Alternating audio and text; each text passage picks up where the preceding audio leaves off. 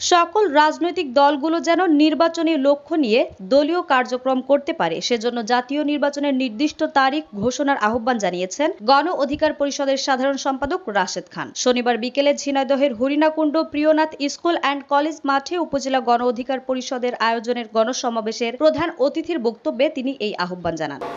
সুতরাং কবে নির্বাচন করতে চান তার একটি স্পষ্ট ডেট, একটি তারিখ ঘোষণা করেন, তাহলে আমরা রাজনৈতিক দলের নেতৃবৃন্দরা আমরা প্রস্তুতি নিতে পারবো।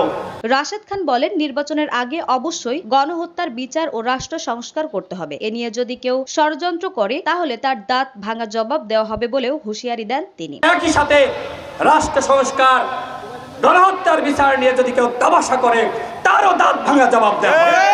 গণসমাবেশে কেন্দ্রীয় সাংগঠনিক সম্পাদক সুমন কবির, গণ অধিকার পরিষদের জেলা সভাপতি প্রভাষক সাখাওয়াত হোসেন সহ অন্যান্যরা বক্তব্য রাখেন। ডেস্ক রিপোর্ট, দৈনিক রানার।